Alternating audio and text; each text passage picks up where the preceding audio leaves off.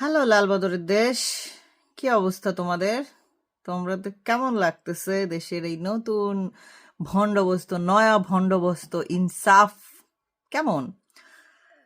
সাদ্দাম ছাত্রলীগের নেতা বলে তাকে যে তোমরা এত মাস আটকায় রাখলা, তার বউ বাচ্চার কাছে যাইতে দিলা না। একটা লোক যে তার বাচ্চাকে প্রথম টাচ করতে পারলো না, যার নিজের সন্তানকে প্রথম টাচ করা হলো বাচ্চাটার লাশ, তোমাদের কেমন লাগতেছে সেটা দেখে?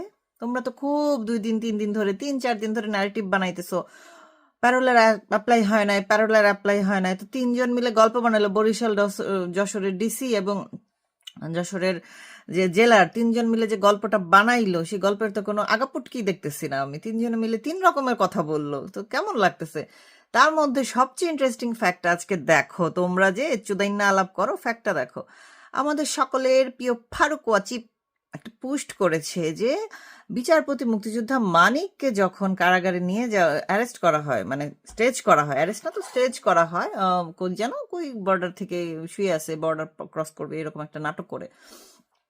তো তাকে ইমার্জেন্সি যখন হসপিটালে ভর্তি করতে হয়, ঢাকায় না এনে সিলেটেই ভর্তি করছে। কেন? সিকিউরিটি ছিল না। সিকিউরিটি কেন ছিল না? তোমরা তো নয়া ভণ্ডবস্ত এনেছো, ভণ্ডবস্ত আনার পরে তোমাদের সিকিউরিটি কেন নাই? সারা দেশে এত এত ডেভিল হান্টের নাম দিয়ে আওয়ামী লীগের এত লোকজন ধরছো, নেতাকর্মী তো ধরছো, নর্মাল লোকজনও ধরছো, তো তারপর তোমাদের সিকিউরিটি নাই। আজকে তোমরা বলতেছো যে সাদ্দামকে 105 কিলোমিটার দূরে নিজের বাড়িতে যদি নিয়ে আসা হইতো প্যারোলে, একদম ভ্যান্ডালিজম হওয়ার চান্স ছিল, মানে মব সন্ত্রাস হওয়ার চান্স ছিল। তো মব কাদের আমদানি? মবটা কাদের আমদানি একটু বলো তো? তোমাদেরই তো আমদানি এই মবটা। তো তোমরা এখন ভয় পাও কিসে? এবং সবচেয়ে মজার ব্যাপারটা কি হচ্ছে আমি সেইটা বলি। ফারুক আসিফের এই পোস্টের পরপরই আমি জানতে পারলাম সাদ্দামকে আজকে বেল দেওয়া হয়েছে। তো যেই দুর্ধর্ষ অপরাধী সাদ্দাম 11 মাস জেল থেকে বের হইতে পারে নাই, ফেসবুকে আমরা চিল্লাফাল্লা করলাম, এখন তাকে বেল দিয়ে দেওয়া হইলো। এখন কোনো রিস্ক নাই নাকি সাদ্দামের দুর্ধর্ষতা কমে গেছে? সাদ্দামের বেল আটকা হয়ে গেল কি করে এখন? যে সাদ্দামের প্যারোলে মুক্তি দিলে আমাদের ফারুক আসিফের মতে খুব সিকিউরিটি হ্যাজার্ড ছিল, হইতে পারতো, সম্ভাবনা ছিল, এই সিকিউরিটি হ্যাজার্ড এখন কোথায় গেছে? একদিনে নাই হয়ে গেছে কোথায়? মানে কি অবস্থা তোমাদের এরকম? মানে তোমাদের অবস্থা তো খারাপ কি জন্য? তোমাদের স্বরাষ্ট্র উপদেষ্টা তোমাদেরকে বলে যে আমাকে কৃষি ছাড়া প্রশ্ন করবেন না, কৃষি নিয়ে প্রশ্ন করেন, কৃষি কৃষি কৃষি। মানে সে একটা নিজের দেশের যে দেখভাল ভালো মন্দের যে উপদেষ্টা হিসেবে তাকে নিয়োগ দেওয়া হয়েছে, তাকে কৃষির বাইরে আর কোনো প্রশ্ন করা যাবে না। ও মাই গড, কি জিনিস তোমরা বসাইছো গো চোদনারা, হ্যাঁ? আর এদিকে তারেক ভাইয়া তোমাদের সেই 2000 সালের আগে যা যা ছিল না বাংলাদেশে, সেই গল্প তোমাদের শোনাচ্ছে। মাঝখান দিয়ে যেটা 2026 সাল, শেখ হাসিনা কি কি করে রেখে গেছে তার মাথাতেই নাই। আমি কি হুদাই কই গানজুটি চোদনার পুতেরা, তোরা যেরকম তোদের নেতাও এরকম। তোরা এই এই যে এই চোরা খাম্বা বাবার এই ডিজার্ভ করিস, তোরা আর কাউকে ডিজার্ভ করিস না। তোদের যেরকম খাসলত তোদের জন্য আসবেও এরকম খাম্বা বাবা। কিন্তু মজার কাহিনী হচ্ছে, আমরা যেটা দেখতে পাচ্ছি, মজার যেটা বিষয় সেটা বিএনপির হাতে এখন ভান্ডারি মূলা।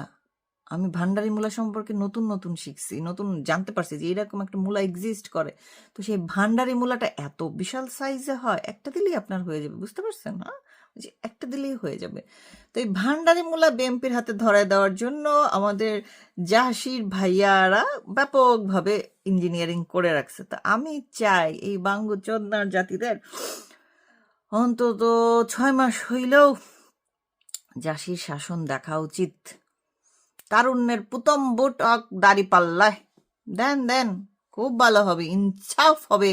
কারণ ব্যারিস্টার শাহরিয়ার বলেছেন, দাড়ি পাল্লাকে যদি ভোট না দেন তাহলে আপনারা কবরে গিয়ে কি জবাব দেবেন?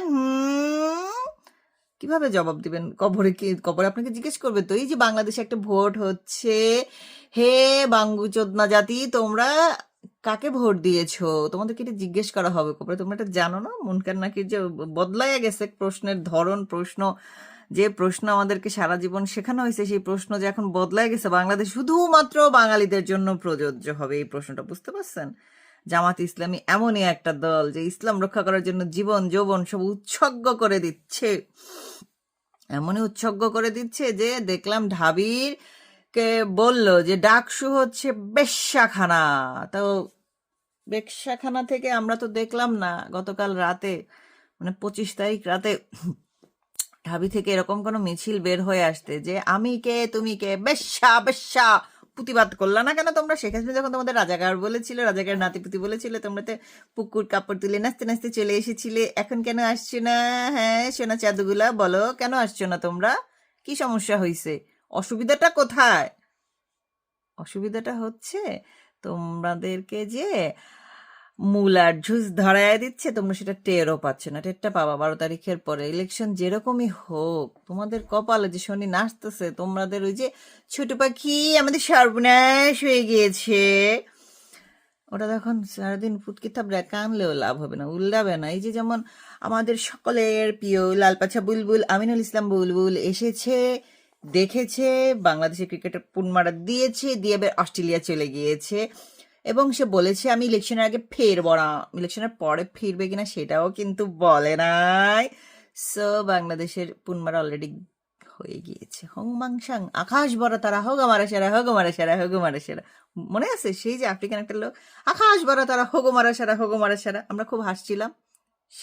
সেইটা কিন্তু তোমাদের হয়ে গিয়েছে, কারণ তোমাদের বাপেরা পাকিস্তানিরা বলেছে বাংলাদেশ না খেলে আমরাও খেলবো না। তোমরা সেই সুখে ভেটো দিয়েছো, এবং দেখো পাকিস্তানিরা দল ঘোষণা করতেছে ওরা ইন্ডিয়াতে খেলতে যাবে। মাঝখান দিয়ে ফোন মারা খাইলো কে? বাংলাদেশ, বাংলাদেশ, বাংলাদেশ, প্রথম বাংলাদেশ আমার শেষ বাংলাদেশ, মাগুর জিয়ার প্রিয় গান। খাও এখন তোমরা ফোন মারা খাও সদল বলে, আমরা বসে বসে দেখি, পপকর্ন খাই। আমাদের কি, আমরা খেলায় নাই, আমাদের কোনো টেনশন নাই, তোমরা খেলবা, ফোন মারা খাও।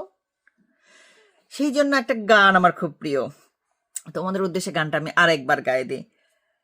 লাঙ্গের আশা কইরা হাত তোমার ভাতারের ভাত চাঙ্গে, লাঙ্গের আশা কইরা হাত তোমার ভাতারের ভাত চাঙ্গে। বাকিটা আর বলবো না, নিজেরা বানায় নেন।